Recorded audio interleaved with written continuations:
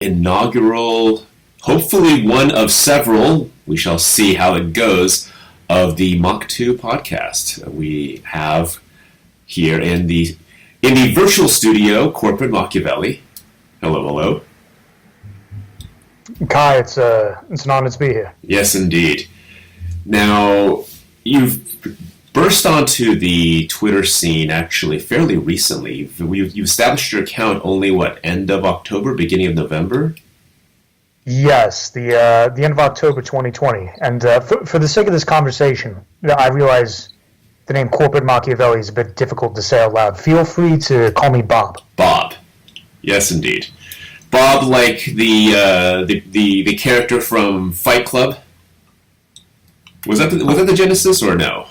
Yes. Yeah, I've seen that movie one time. I don't know exactly who you mean, but yes. It was the guy played by Meatloaf, the man who had hormone treatment, and then his body upped the estrogen to compensate Bob with bitch tits. Yeah, I know who you're talking about. Yes. Yeah. Anyway, Robert Paulson, the best friend of Edward Norton in the movie. Neither here nor there, but we're pleased to have you. It's huge amount of prep has went into this, and would like to dive right in. I mean, I know we have topics we touched on before. We had ideas about things that people will be curious about. And you mentioned that we wanted to go into success factors, 7 primary traits that are predictors for success or failure in a capitalist economy, and would love to dive right into it. Your observations about this as someone who's made a climb, a fairly difficult climb. So go ahead. Got it. Starting with a very light topic, what drives success or failure in life. Yes. So, how do I say this? If you are a young person, just anyone under the age of 30, everyone wants to know what the secret formula to success is. And there is a formula. There are factors that will reliably increase the probability of success or failure. So there is a significant amount of randomness or luck involved in life, in whether you end up being, I don't know, a billionaire in America or a homeless person somewhere in some impoverished part of India. But randomness aside, there are factors that reliably increase the probability of failure. So the 2 most powerful success predictors in Western countries in the 20th century were IQ and industriousness. I refer to those as IQ/intelligence as as factor 1. Right. And factor 2 is energy/industriousness. So essentially, smart people who work hard tend to end up rich, and they tend to end up towards the top of societies, right, towards the top of macro dominance hierarchies. Right. And people who are dumb and people who are lazy tend to fail. They tend to not be very good at making money, and they tend to end up towards the bottom of hierarchies. Now, those 2 factors aren't going to surprise anyone, right? It's not surprising that smart people are better at making money than dumb people, and hardworking people are better at making money than lazy people. Yes. One of the more politically incorrect things that I think does go into the IQ thing is that there are still a lot of people that have this blank slate view that IQ is something that's malleable, that people that are born in a socioeconomically disadvantaged circumstance can, through good schooling and access to better education tools, improve their IQ. Now, those who are familiar with dealing with high versus low IQ people know that's largely a myth, right? I mean, I think we're on it's a controversial opinion within the larger population, but it's well established as fact. It's an uncomfortable fact because no one wants to say to someone, look, no matter how hard you work, you're just not smart, and therefore you're just not going to make it the way someone brighter than you can. It's too cruel to say it out loud, so we just kind of pretend, if you work hard, you too can be rich and successful. Yeah. Now, I would like to, just to add to what you're saying, an individual's IQ is determined by their genetics, Yes. which is luck, Yes. right? It's out of your control. Yeah. And also early childhood environment, meaning did you get good nutrition during the first 10 years of life? Did you get enough stimulation, right? Did your parents read you books and whatnot? So the environment does matter, Right. but something people have to understand is that what your early childhood environment is like, that is luck, right? You didn't get to choose what your early childhood environment was like, Right. So if you're smart because of genetics, Mm-hmm. you deserve no credit, that's luck. And if you're smart because you had a really good early childhood environment, well, your parents deserve credit for that, right? That's their doing, but you don't deserve credit for that. That was, so far as you're concerned, that's luck. You didn't have any choice in whether you were going to get good nutrition or bad nutrition for the first 10 years of life. Right. So anyway, the point being, by the time you hit age 11, your IQ is pretty much set, right? And once you hit age 11, there's nothing we can do environmentally that will reliably increase your intelligence level. Right. And that's one of those hard, unpleasant realities that I think people kind of shy away from because it just sounds so ruthless and cold. But also, we're dealing with unpleasant and cold realities, so this shouldn't be too shocking to anyone who's tuning in right now. Yes, and so the disclaimer I'd like to make is there are many things I will say that are true that I don't want to be true. Right? I don't want it to be true that there are people who are dumb because of their genetics. There's nothing we can do for them, but right, they're good people, but they're incapable the reality as it sits today. Of rising beyond a very low level of economic value, no matter how honest and good and honorable and lovable they may be. Their earning power will be stuck at a particularly low level. Go ahead. To be clear about what IQ is, it's a very rough measurement or metric of cognitive processing power. Right. Right. So people with high IQs tend to be very good at quickly and accurately understanding complicated information. Yes. Right. So it's driving two things. One, it's driving speed, just how fast you can comprehend complexity. And also, besides speed, it's setting a ceiling on how complex can a thing be before you're incapable of understanding it. Right. So, for example, a person who has an IQ of 130 and a person who has an IQ of 120, right? Both of those individuals can understand chemistry, right? But both of them would be capable of learning basic chemistry. Yes. The difference is that the person with an IQ of 130 is going to be able to learn that faster. Yes. Right. And in the game of life, speed matters. Yes. Right. Almost every activity where money can be made is a race, either a race against time or a race against competitors. Right. Right. So the advantage of having a high IQ is, one, there's more topics you're capable of learning well, and two, in addition to that, you can learn them faster than someone who's slightly dumber than you is. Yes. And that matters. That matters in many activities where you're making money. Speed is a make or break factor. So yeah. And the other thing is, so a 120 IQ person, a 130 IQ person, they can both learn chemistry, but the 130 IQ person is a bit faster at it. A 100 IQ person, that's average. Yes. That's the 50th percentile. It'd be infuriatingly difficult. They can memorize a few things, and then everything else would just be... they will not be able to learn chemistry. Right. Or at least they will not be able to learn it deeply and accurately enough such that they could work as a full-time chemist at a corporation and get paid a salary for it. Right. So, it's determining two things. It's one, what can you learn effectively? And two, how fast can you learn? Right. Kai, do you have anything to add? No, in the role-playing game version, it would be referred to as a dump stat, a single statistic that positively affects your character in a bunch of different fields.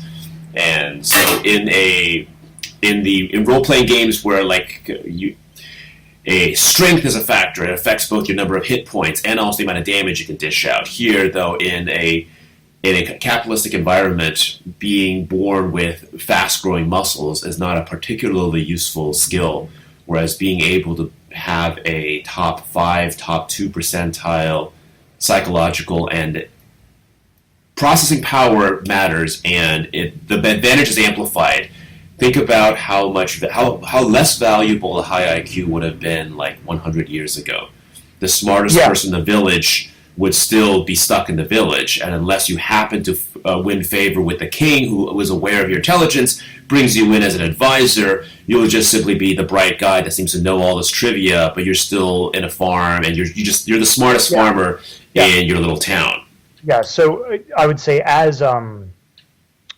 apologize if I'm just repeating what you said, but as time has gone on for the human species, as time has gone on, technology has become more advanced, and the economy at large and the jobs in the economy have become more complicated. Right. So hunting and gathering has some complexity, and being smart rather than dumb is an advantage.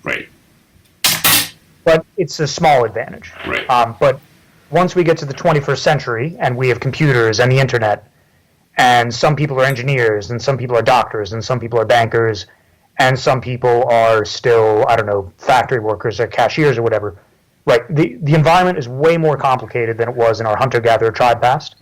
And the jobs people have are more complicated. So as the environment gets more complicated and as jobs get more complicated, the advantage a smart person has over a dumb person gets bigger and bigger and bigger. Massively multiplied. So yes. So if you're in a hunter-gatherer tribe and you have an IQ of 120 and the person next to you has an IQ of 100, there's probably no jobs or duties you could do that they couldn't do.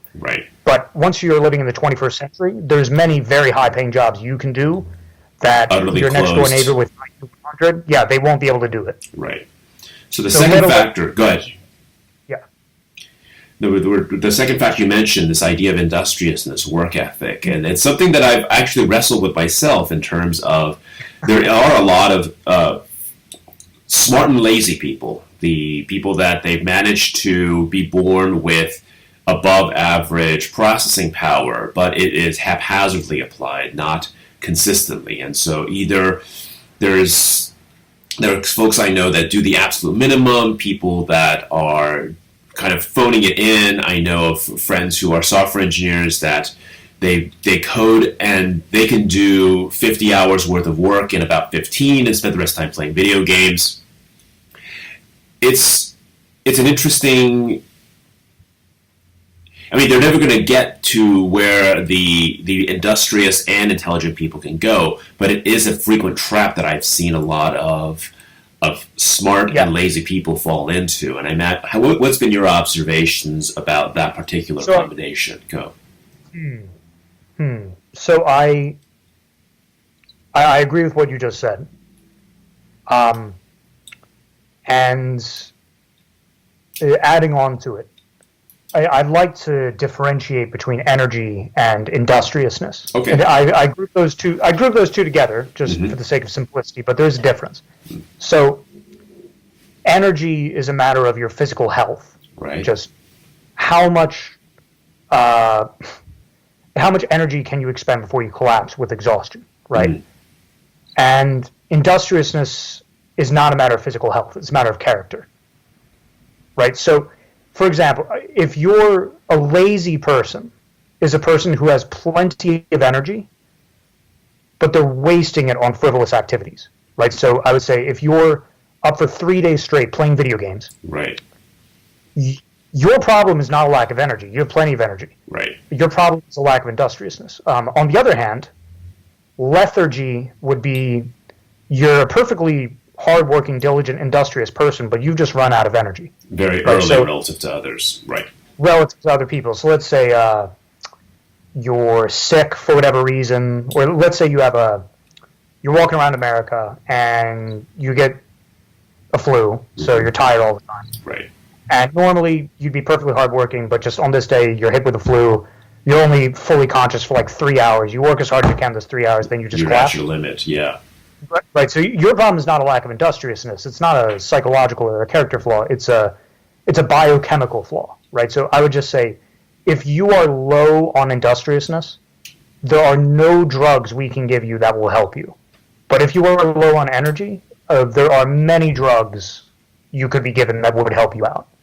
I will counter, at least for the short term. I will counter a bit on the industriousness, because as someone who has wrestled with it, one of the things that's helped me, it's again, these are things that it depends on our individual experiences, is participating in collegiate sports has been a very valuable thing for me in terms of tackling some of my own lack of focus. Being part of an organized athletic competition group, because that environment basically forces a level of performance, forces a level of order on an otherwise unstructured person's life by just simply gobbling up. In my case, I was a rower, and being on the crew team meant that every morning we had to get onto the water at 5 a.m. until 7 a.m. 5 days a week, plus time to get there, time to get back, weightlifting. A huge chunk of one's schedule is already claimed, and then being able to see the results of it. I was in the best shape of my life, had about a 6% body fat. These are obvious benefits that would I be able to go and do these things on my own? Obviously, I did them. But if you just said, go and work out super hard for 2 hours every morning, Monday through Friday, as a college student, I'd be like, yeah, I'm not doing that. But because I was forced to, effectively, there was a amount of social pressure, I could tangibly reap some of the benefits of it. And even for years after, that did help. Because I didn't compete in sports in high school, and that difference, I think, affected me in a positive way. Had I not participated in sports in college, my organic lack of industriousness would have, I think, been a much bigger problem for me. And it, in a very big way, I think it did save me. So those young people, if you are still in university, and I don't know why you're still in college right now, but whatever, participating in group physical activities where there's a competitive element, where there is effectively social shame for not showing up to workouts, will help tremendously in carving routines for yourself that you may be unable to carve out on your own. Yes. And I would just say, if you're tired all the time, the problem is lack of energy. If you're not tired and you're awake and you're spending your time on things that are not productive, the problem is a lack of industriousness. Right. So, each has their own fix. Yeah. Most people are going to be not optimized on either of those. Right. For most people, both of those could be improved. So keep that in mind. Right. Just for one very brief moment, going back to the IQ thing. Yes. If you've listened this far into the podcast and you understood everything we said, you have an IQ significantly above average. Yes. People of average intelligence are not going to be able to follow this level of complexity, and they're not going to have the interest to stick around this long. So it would feel boring. Right. Yeah. If you're listening to this and you're insecure about your IQ, I'd say be rest assured you are significantly above the average. Now the question is, if you are above average and you feel like your income isn't commensurate with it, that's where I think we're going to hit. The 7 factors, the other 5. Let's dive into those, please. Yeah. So, IQ is a factor. It's not the only factor. Right. So those 2 factors already given, IQ and industriousness, those are very well documented. Mm-hmm. The following factors I'm going to talk about are also documented, just not as in-depth. So the next thing is going to be what I call cunning, or people skills, or social skills, or Machiavellian intelligence. And those 4 phrases, they're all the same thing. The difference is that cunning and Machiavellian intelligence sound evil, and people skills and social skills sound good.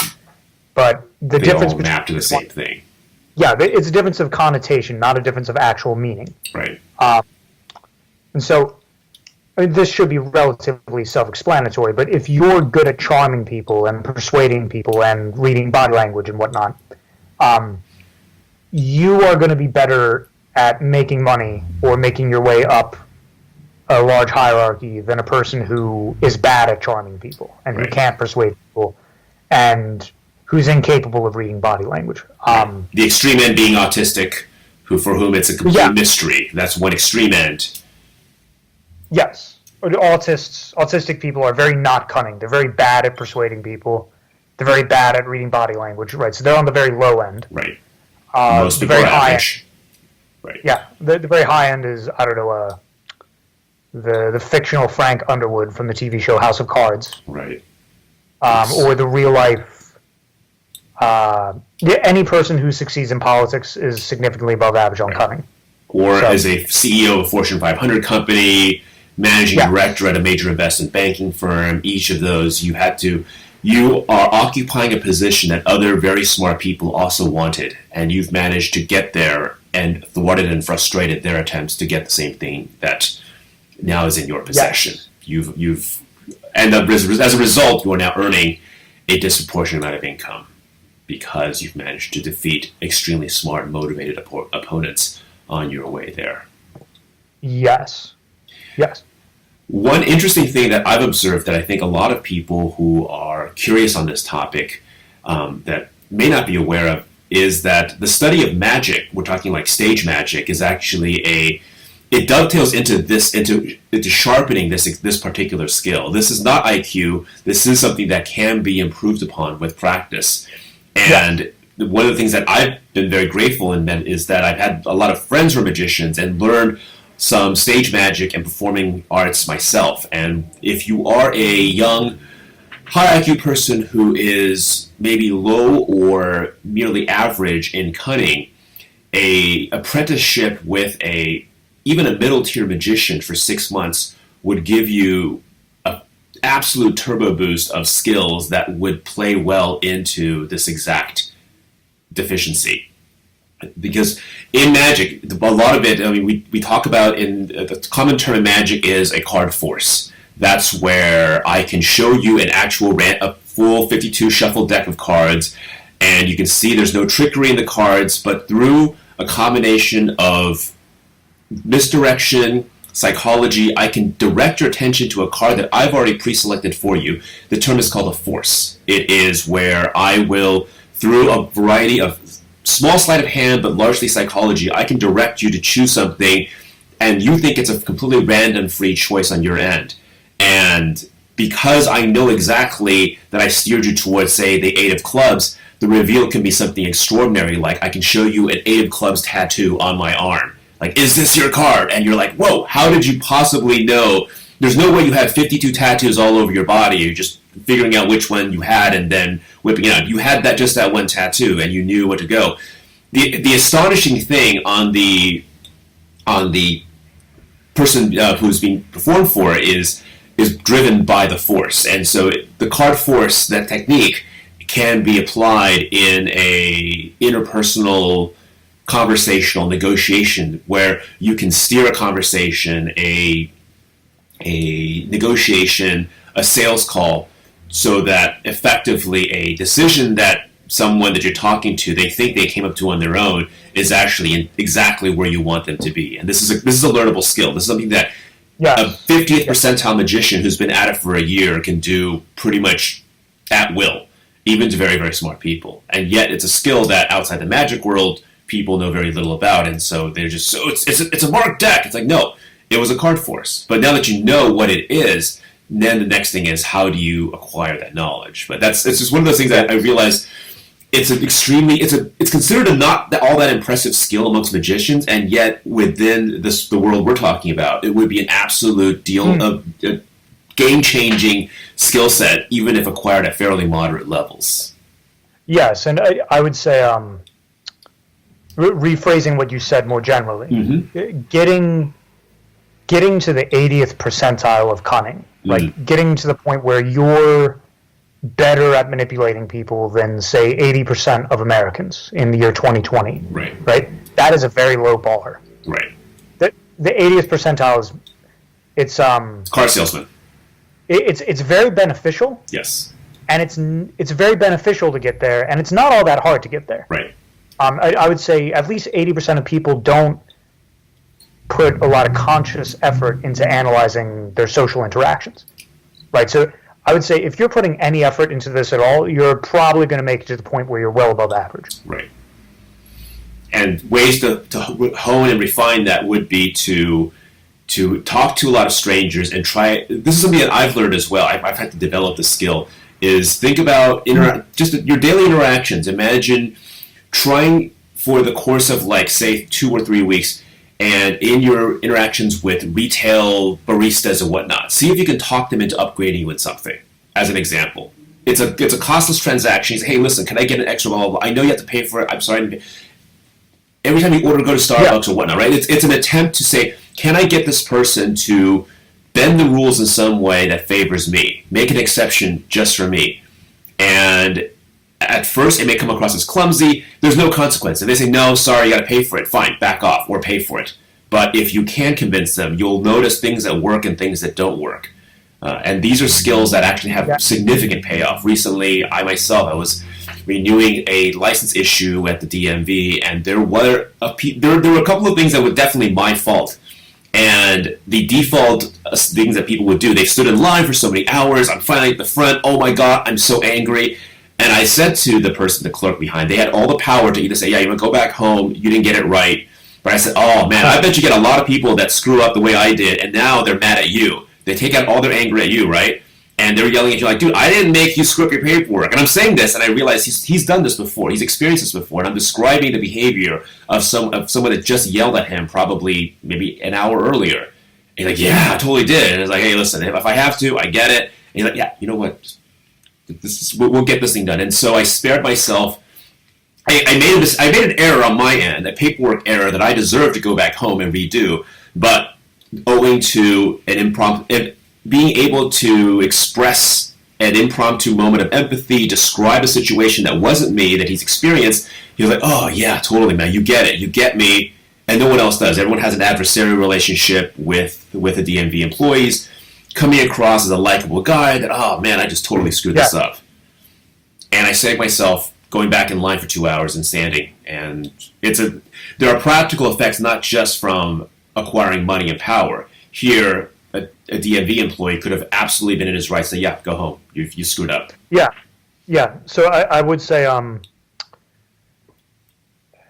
with cunning, the applications can range from being very simple to very complicated. Yes. Right. So talking a DMV employee into not making you go home to redo the paperwork would be on the more simple side. Yes. Whereas talking the CEO of a Fortune 500 company and the board of directors into agreeing to a merger, right, very so complicated, that you can be the investment banker advising on the merger, so that you can be paid your fee, a commission fee for being the middleman on the merger, even when it might actually not be in their best interest to go through with the merger. Right, that would be a manipulation that is very complicated. Right, you have multiple people involved. The matter at hand is very complicated. So. And they all know your motivation, so they'll mistrust you reflexively. Yes, exactly. So it ranges from easy and simple to very difficult and complicated. Right. And it also ranges in terms of the stakes. Right. Right. So on the most extreme end, we have FBI hostage negotiators, where the cost of screwing up is people dying. Correct. Right. The stakes are astronomical. It's life and death. And on the other hand, on the low stakes side, we have going back home and standing in line for DMV again for a mistake. Losing an hour of your life, having to go back home and read the paperwork. Right. Yeah. So just keep in mind, like, not everyone is going to get to the level of Vladimir Putin, where they're executing very complicated manipulations perfectly all the time, and the stakes are always astronomical. Right. You don't need to get to that level for it to be the case that you will benefit from it. Train yourself has benefits. Right. And that's where I think these low-level things would be helpful. Even if you could afford to, for instance, get upgrades when you go to your local grocery store or your local delicatessen, attempting that on a regular basis will help you refine and hone those muscles in a way that has low costs, no consequences for you if you screw up, but also you can level up the skill in a fairly linear way. As you get better at that, then you will realize that a lot of the world that is presented as this is the default is in fact not. There's a lot of squishy room. There's a lot of places where people can make exceptions. And so if you learn to probe for those things, if you recognize that every single interaction is a negotiation, there is that realization, I think, is the first step toward understanding this is a skill worth developing. Because you're right. I think most people with no cunning, the assumption is that everyone follows exactly the rules as published, when we know for a fact that the rules are largely suggestions to be crossed and broken or stretched by adventurous people who are able to talk themselves as being the exceptions. Yes. And just to give people a starting point, let's assume you have no education on this topic, whatever. Just what are, say, 3 books you could read to help get started? I would say one is The 48 Laws of Power. Right. Read that. The second would be a book called Influence by Robert Cialdini. Cialdini, that's right. Cialdini. Yeah. That outlines some principles of human psychology. Mm-hmm. And the third book would be The Definitive Book of Body Language by Alan and Barbara Peasy. I have heard about this, but I have not purchased it, but yes. I think it's a good, just Body Language 101. Mm-hmm. So those, the 40 Laws of Power, Influence, and The Definitive Book of Body Language, if I could say just what 3 books could a beginner read to really... Actually, even if you're, say, I don't know, you're a reasonably successful financier lawyer, reading these 3 books will still help you. Yes. Right, so it'll be, whatever your skill level, these 3 books are beneficial. They will improve yourself, yes. I have a few suggestions as well in terms of books in the magic world that I think will augment these things. Read those first, but these would be books that would be on the topic. These are books written for magicians, but anyone who goes to magic stores will also be able to purchase them. 13 Steps to Mentalism is a fantastic one, as well as an author, Darwin Ortiz, who is himself a consultant to casinos on the ways in which people use sleight of hand magic to cheat casinos, a multi-billion-dollar industry.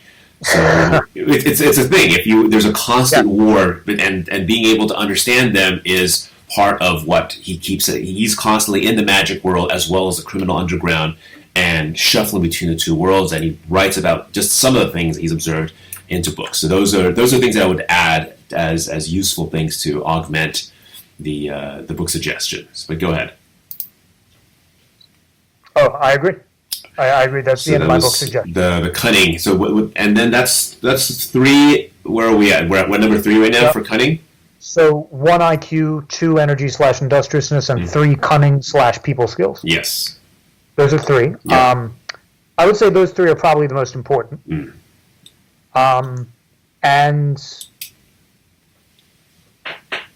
a 4th predictor would be neuroticism / stress tolerance. And those 2 things are inversely related, meaning the more you like, you are. Right. If you have a high stress tolerance, that means you rank low on neuroticism. And if you have a low stress tolerance, that means you're a person who ranks high on neuroticism.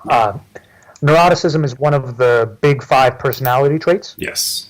So if you rank high on neuroticism, you're a person who is very susceptible to feeling intense negative emotions. So you're very susceptible to feeling fear or anger. Easily rattled. Yeah, or sadness or depression. And I would just point out that fear and anger are driven by the same biochemical mechanism, meaning they're both driven by cortisol, the stress hormone. Yeah. So you might have heard of the fight or flight response. That's right. Yeah. Anger is your brain getting the message it's time to fight. Just stand up and fight. Fear is your brain getting the message, hey, it's time for flight. Like, run, get up and run. GTFO, right. Yeah, so what your brain is trying to not do is sit there and do nothing and just relax until the tiger eats you. Right. So either stand up and fight the tiger with your spear, or stand up and run. But don't just sit there relaxed, because then you'll die.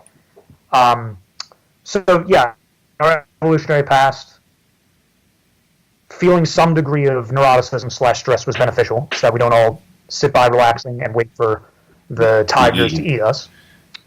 But excessive amounts of it, just like it's like a runaway evolution trait. If it's hyper concentrated in you as a person, it now becomes a negative. It keeps you from being effective. Yeah. But also, this side, go ahead. You're about to go ahead. No, I was just going to say, like, this is also a trait that has been, I think, it's in a modern, safe environment, we are literally not in any sort of physical danger, most of us, in an industrialized first world area. And yet that impact is still there, where the triggers for feeling like our livelihood, our lives are threatened, are now triggered by lesser and lesser things. So this neuroticism itself, I think, is something that can be trained out of us. This is one of these things where that fear, that flight or fight thing, this is something that we've heard a couple of other Twitter gurus talk about this, and I will have to agree that like combat sports is very valuable. If you regularly step into a jiu-jitsu dojo, boxing gym, and getting hit in the face is extremely disorienting. But in a controlled environment, you're not just picking a bar fight somewhere with a random guy that might have brass knuckles and wants to kill you. It's purely an environment with controlled settings, an opponent that knows that if you're on the ground, you're done, it's all over. It's still very distressing. But it's controlled. Yeah. It's controlled, and you know there's no lethal consequence to you. And the first time, it still feels absolutely terrifying. And in apps where you're like, oh.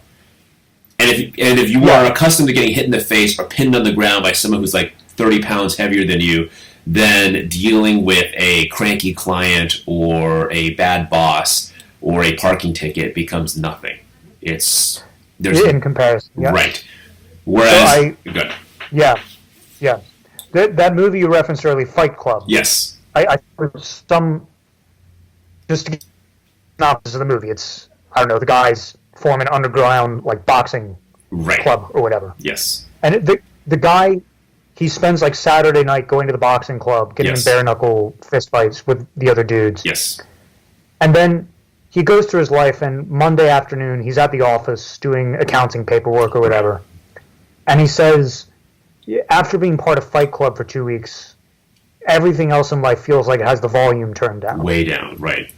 And what he means by that is the stress of day-to-day life where you have to deal with your boss or clients or subordinates or whatever, the stress of that in reference to a fist fight is nothing. Right. So I would say doing legitimate hand-to-hand combat training, Krav Maga, Muay Thai, boxing, jiu-jitsu, that will decrease your baseline level of neuroticism. Right. Right. So that is beneficial. Meditation is beneficial. The other side of it, yes. Yeah, and I have to strap on boxing gloves and whatnot. Cool. Yeah, exactly. I'd say just Google Sam Harris guided meditation. That should give you something that is beneficial. Yes.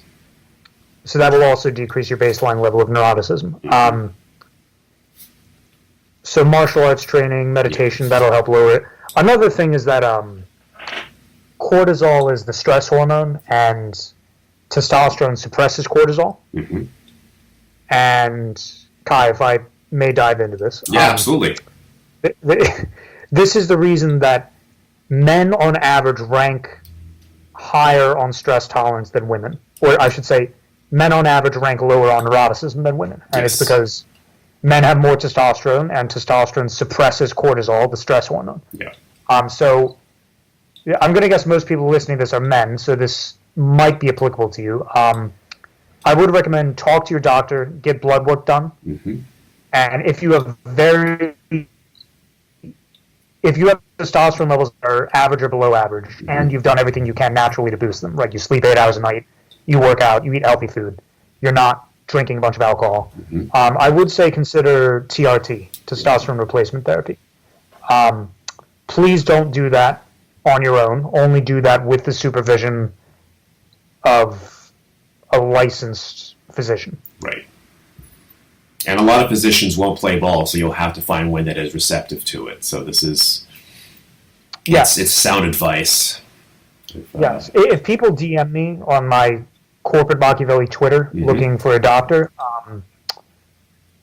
without giving away my location, I have one on the East Coast who will play ball with you. Okay. So if you're geographically close to him, I'm happy to send you there. Sure thing. And we can also, this would be a useful service as well to solicit, and I mean, I'm imagining that once we have this published and broadcast, there will be possibly some MDs that are also listening as well that can quietly identified themselves as being receptive to these kinds of conversations. So stitching together a constellation of medical professionals who do have these priorities would be a very valuable thing. So we'll dive further into that. But yes, stress tolerance is most definitely a useful and it's a fact. It's a massive factor. And this is when it's also completely trainable. That's the other good news. That the first couple of factors are kind of downers of like, yeah, you really can't change your IQ. Yeah, you really can't change this. This is like, you can dramatically change your stress factors. In fact, one of the things I was saying, this is what actually precipitated my first direct voice conversation with Illimitable Man, was I talked about my intention eventually, when my son is old enough, to introduce him to martial arts training in which he will be intentionally pitted against larger and older boys. With the goal is to lose. So you will lose these fights because they have better reach than you, they've been at it longer, but it's also controlled. There's only so much damage that like a 10, 11-year-old can do. But the idea is, it's not a test of your fighting skills. You will lose. It's a test of your resolve. How much punishment can you absorb? Can you get your ass kicked and not fold, collapse, cry? Can you get up, back on your feet? How often can you do it? And then after we'll get some ice cream and we'll talk about it. But as a test of character, as a way to sharpen the psychological edge of being able to say, no matter what happens, I'm going to get back on my feet. Yeah. And in an environment in which there's no stakes, it's literally a bunch of kids in karate uniforms yelling and swinging their like 10-year-old fists at each other. There's no consequence. No one's going to die. No one's going to have like a permanent scar. It's all entirely no stakes. And yet, if you're in the ring against someone who's bigger than you getting pummeled, it feels like you're about to die. So it's like this controlled kind of adversity that has no real safety consequence, but will hopefully psychologically give you yes, you have someone that loves you and supports you and will take care of you no matter what. And let's go ahead and stress the shit out of you in a controlled environment. Yes. And one caveat I would add to that is I would recommend waiting till at least age 16 before you do serious striking matches, just for the sake of avoiding brain safety, damage. And, but with that, I would say, like, if you have two 10-year-old boys having a boxing match, there's a very serious danger of brain damage. But so they can't really go full force with that. But you can go full force with things like wrestling and jiu-jitsu. Right. And not be in any real danger, right? So I wouldn't recommend putting a 10-year-old boy into a boxing match, but... Right. But a jiu-jitsu thing, you get pinned, you get some rug burn on your arm. Yeah, so you can have jiu-jitsu and wrestling matches, and the kids can go as hard as they want, and the probability of serious injuries is basically zero. Right. So that's one benefit of jiu-jitsu. You can go much harder at a younger age with no permanent consequences for cognitive development, which would... The whole point of all this is to improve your future. Which would outweigh it, yeah. So I, just on my own background, I have Krav Maga training, and they wouldn't... I started when I was 15. They wouldn't allow me to be in sparring matches until I was at least 16. Understood. Good so yeah, it's not that old. But, you know, I would say most 16-year-old boys have not had that experience. Oh, yeah. Right, so if your son is age 16 and he has you don't want him to be hit in the face as hard as possible multiple times. Right. He will get brain damage. But the cumulative effect is bad, yes.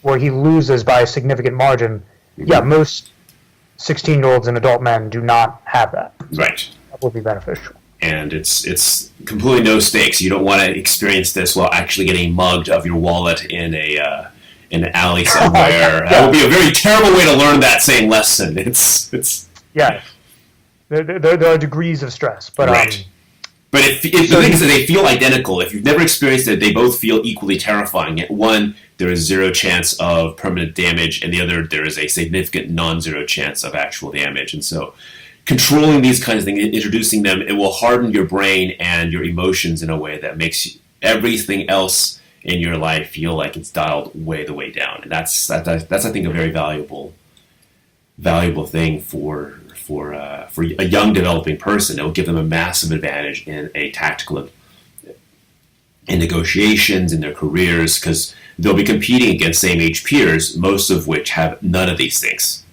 That's the thing. It's their competition. Their competition are soft guys who might have been the smart kid at school and did everything right and has the worst things ever happened to them was they skinned their knee when they fell off their bike at like 12. And it's like, compared to that guy, your stress tolerance would be so much higher. And even if you have comparable IQ, that factor alone pulls you ahead of them when things go sideways, which they inevitably will. Yes. So that's 4 factors. Yes. If I may move on. Yes, absolutely. Number 5 is agreeableness. Right.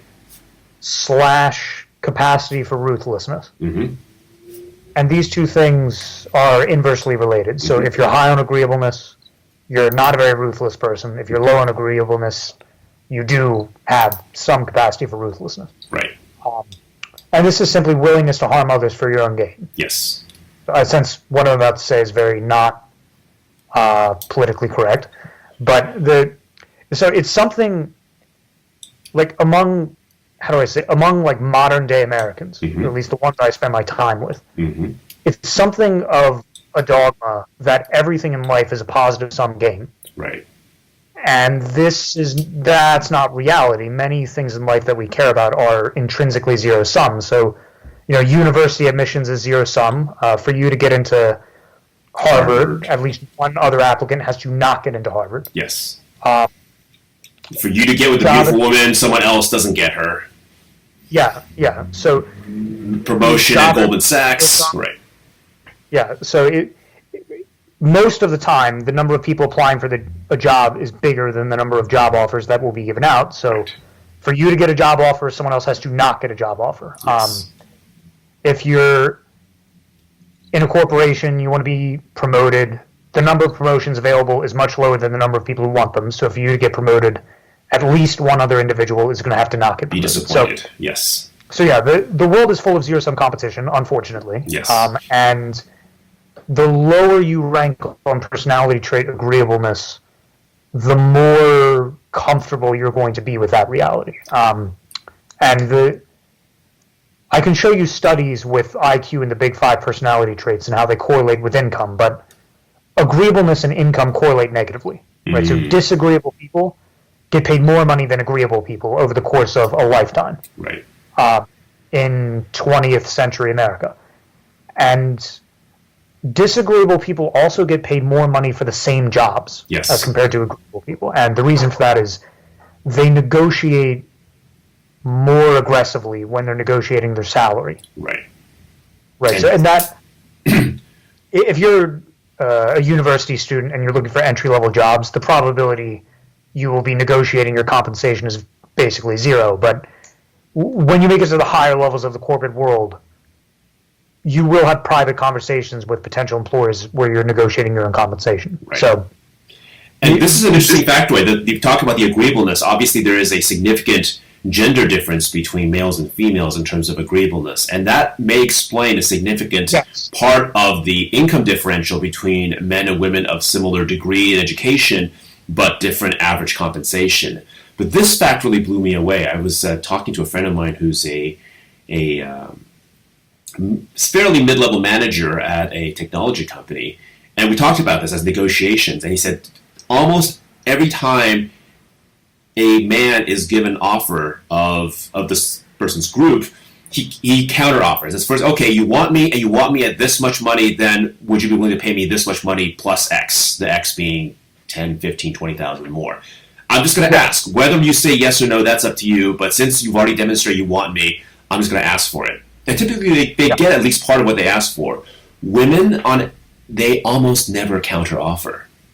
This is the thing. This is the observation. These are all like people with degrees that are considered top 10% university. So these are all like smart people, both men and women.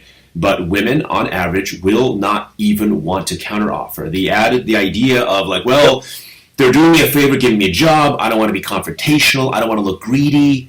And consequently, it's like, well, if you're willing to work for the lowest offer that we're willing to send out, then absolutely, we're not going to magically come up with more money for you if you're not going to bother asking for it. Whereas the male is going to be thinking like, well, look, if I'm in demand, you've already spent all this time recruiting me. If I say no, it's going to be a pain in the ass for you to go through this whole process again and try to recruit someone else to fill the spot that clearly you want me for. So since you want me and you want me for X, how about X plus Y? Yeah. So the brief TLDR of that is men on average rank lower than women on agreeableness. And that influences the and compensation. Because of that, men negotiate more aggressively when it comes to the matter of their own salary. Right.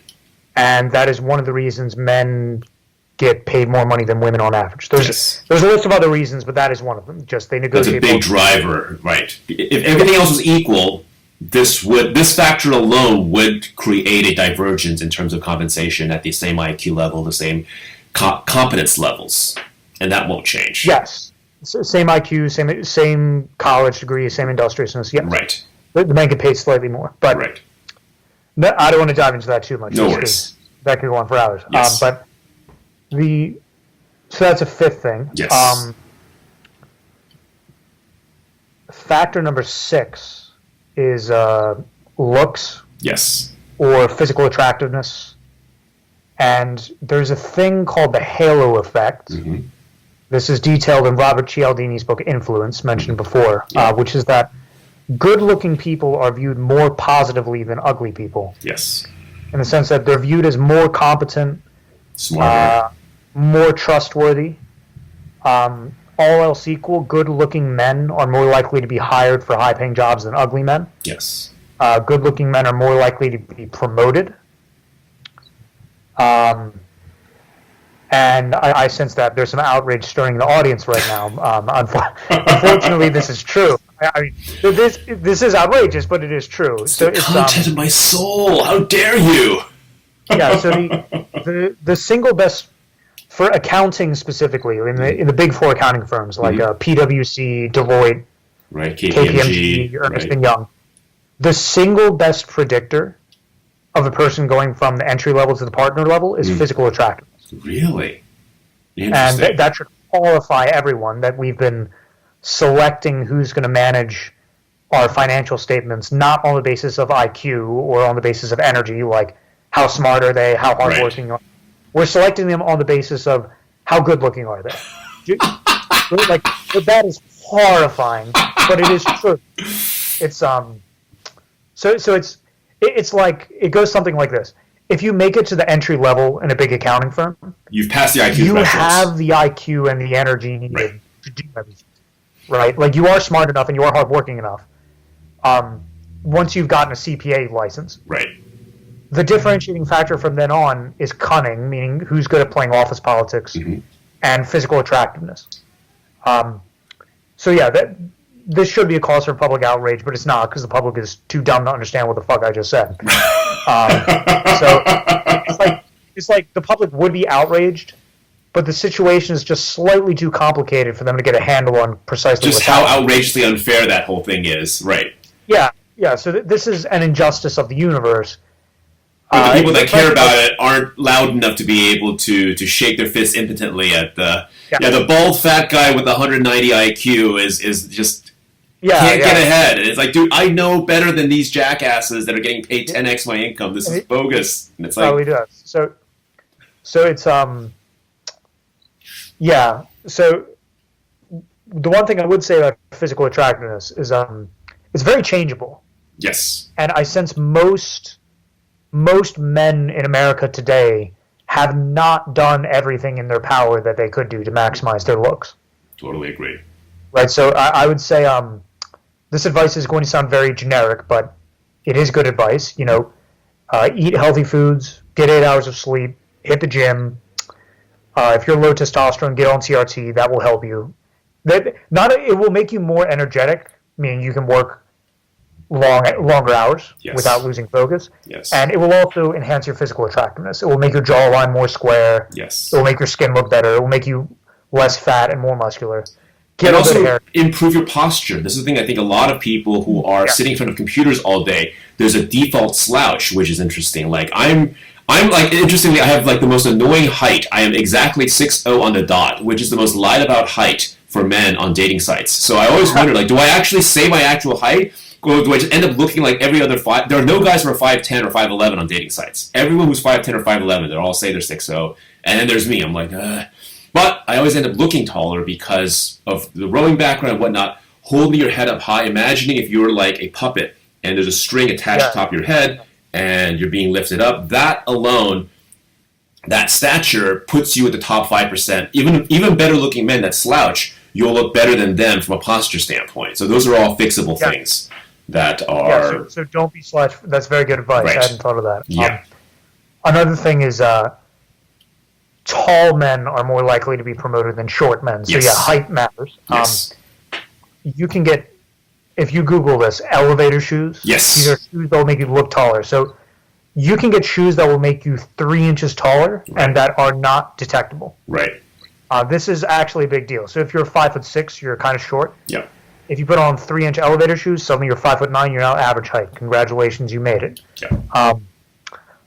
The world is ruthlessly difficult for below average men in height. Yeah, elevator shoes. Oh man, like dating websites, forget it. Like you can be a super good looking guy, multimillionaire, ripped, and you're like 5'6". You're done. Yeah, I agree. Brutal. So, one last thing would be with fashion in general. Get clothes that are good looking, and that's going to change from one time and place to another. So for the people listening to this in the 22nd century, right, I have no advice for you, but I would say that neurotypical women and narcissistic men tend to have very good fashion senses. Yes. So if you know a man who's narcissistic, or you know just a woman who's psychologically normal, right, go clothing shopping with them. Like they will have a good intuitive sense of what clothing does look good and what clothing does not look good. That's a good metric. That is very, very valuable as well. Yeah. Anything to add? No, I think that's really solid. The one slight caveat is that a lot of times, this is something I think a lot of men have suffered from, is they have the only woman that they are routinely talked to is their romantic partner, and there might be a lot of loaded. This is one thing I've noticed. I'm in a great relationship now where my woman will actually say, look, this looks good on you, whatever.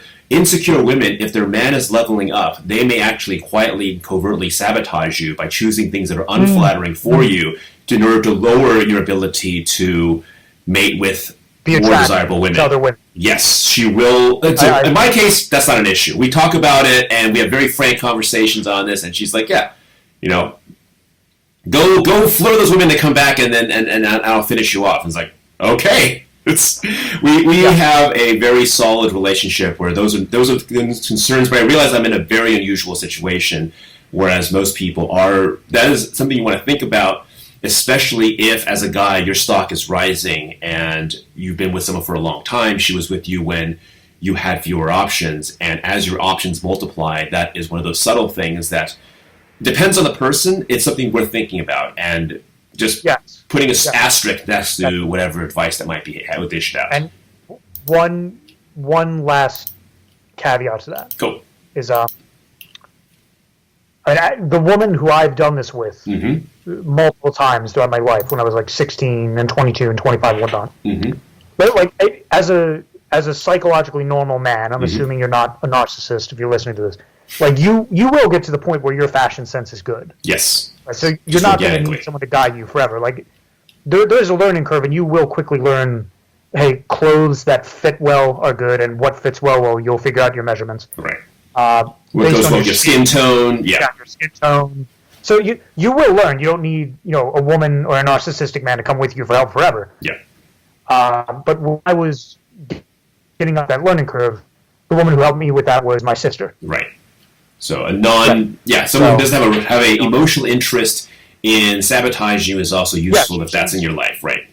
Exactly. So she's positively invested in me getting good results, right? She wants me to succeed. She doesn't want me to fail. So she's helpful with that. Right. If you have a sister and she has fashion advice, you should probably listen to her. And if you have a girlfriend, I would just say if she has blue hair, don't listen to her fashion advice.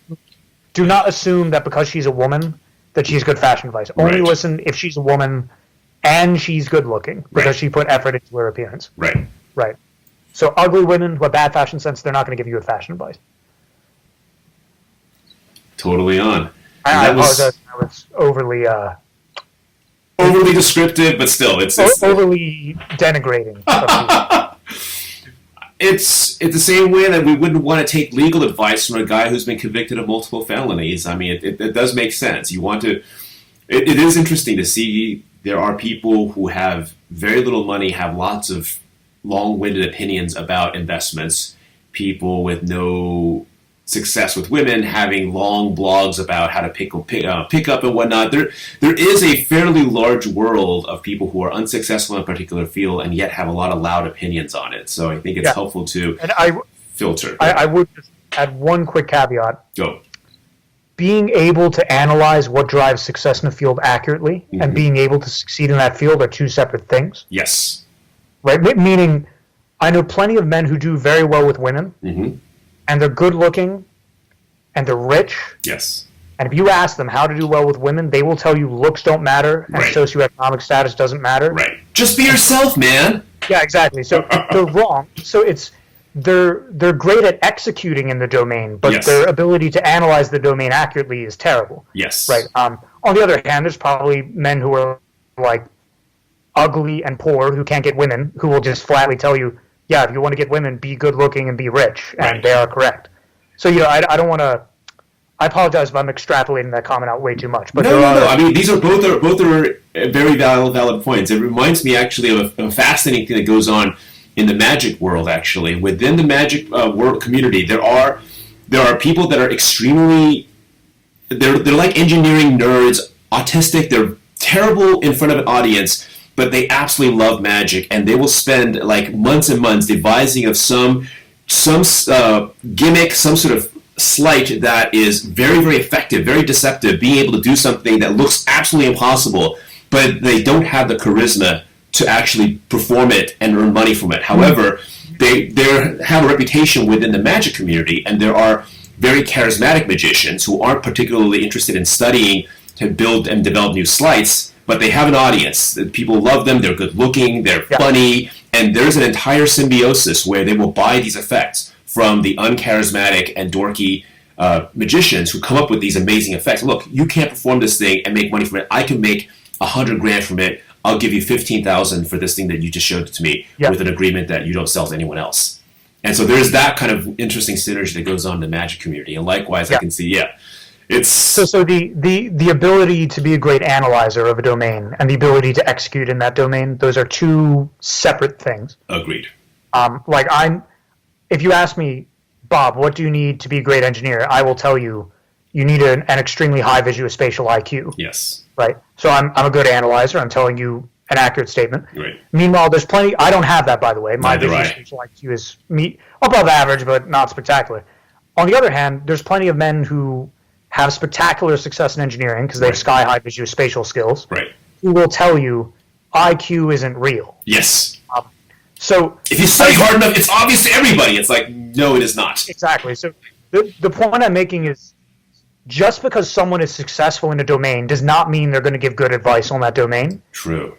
And just because someone has not had spectacular success in a domain does not mean their advice is bad. They may actually have some valuable insights. That's a fair point. But I think, But I apologize. I've taken us beyond the scope of the original topic. But it's interesting. I mean, like we have to. This is the thing. We're always in a information. There's constantly we have to sift through all of these different kinds of information errors in either direction. There are people that try to pose themselves as gurus. They try to sell you on buy my ebook, buy this, buy that.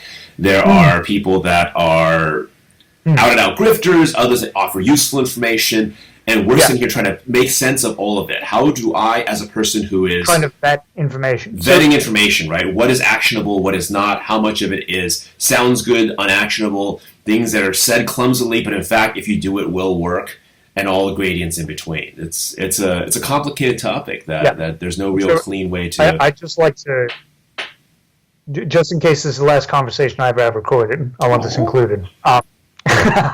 So don't jinx yourself, Jesus. Yeah, well, many people know who Robert Cialdini is. Yes, he's the guy who wrote that book, Influence. Yes, right. So I would say, so far as Machiavellianism or people skills is concerned, he's one of the best analyzers in the history of the world. Mm-hmm.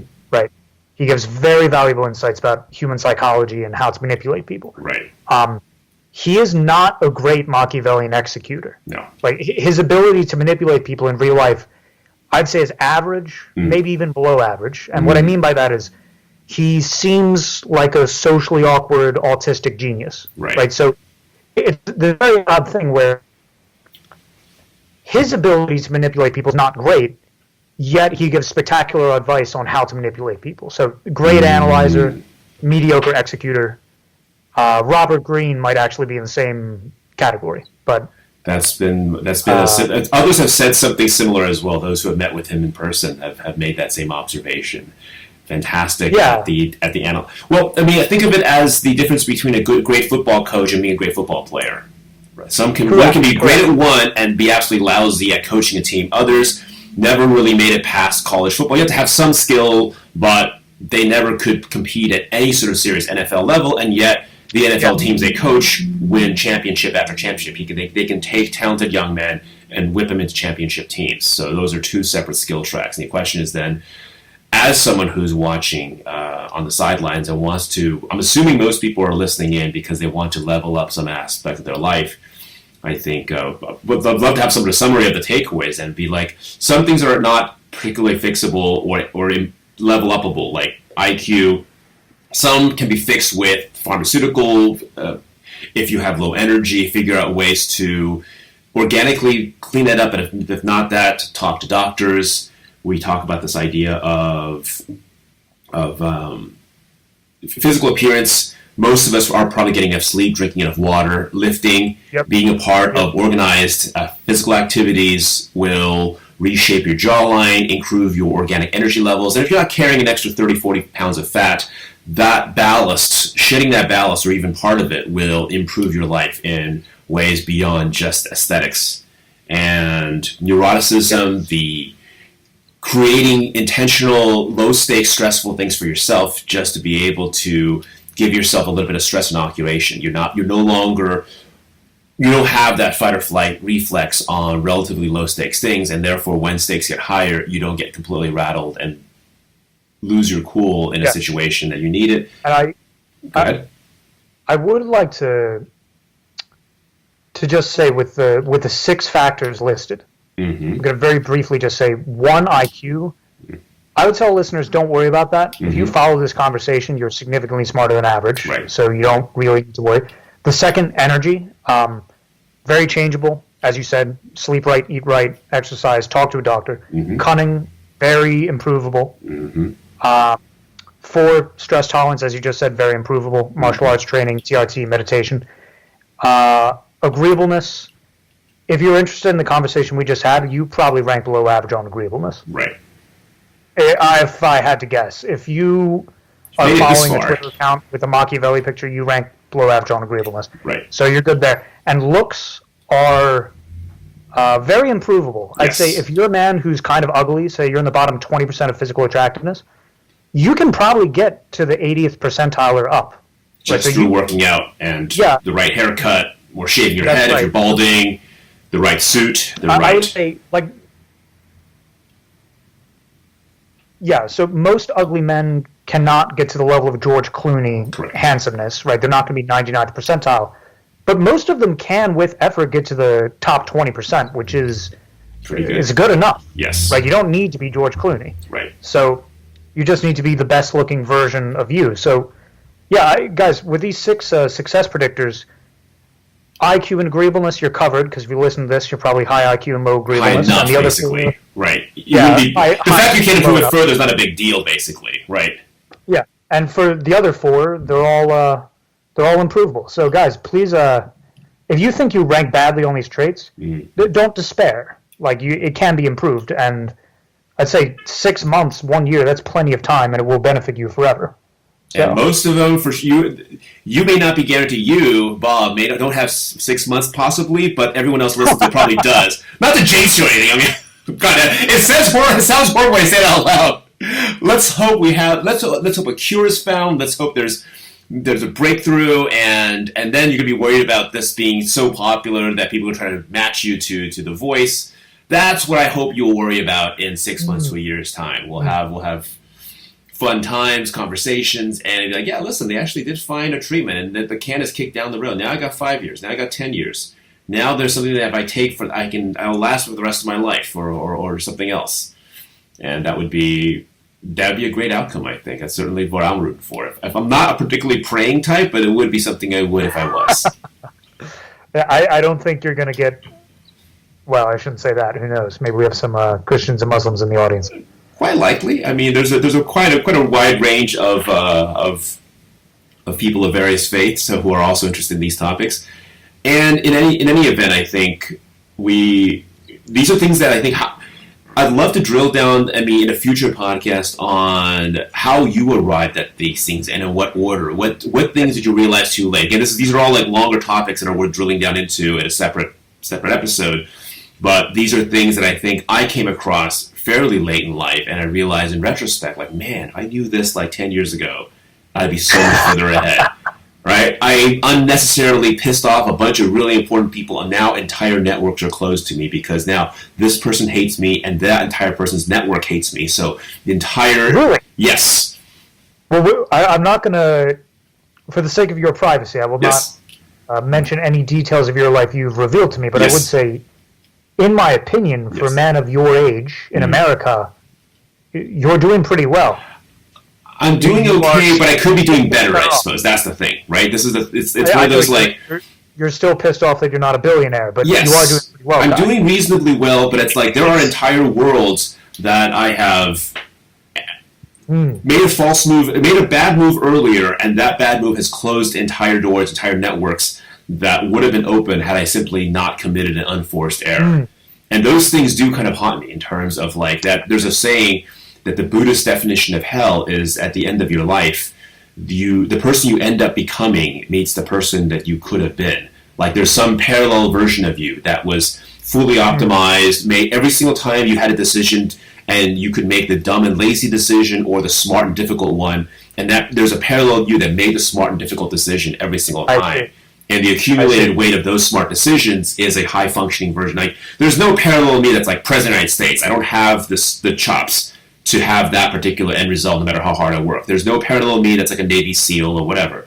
Those aren't in my wheelhouse. But there is a parallel me that could have been way richer, further ahead in all the projects I'm working on, further ahead in my own personal development, and those are the kinds of things that do kind of haunt me. And so, you know, understanding, and part of, I think, my motivation for doing this, I imagine same for you, is if there are younger people than you or I listening, like, here are some stuff, here's sort of a condensed version of things that were learned later on in life.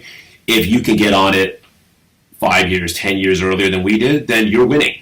You get to enjoy the benefits of this kind of information and have, not just wait till you're the end of your life before you realize, oh, that's what I should have been doing this whole time. It's oh, this is something that could be valuably done right now.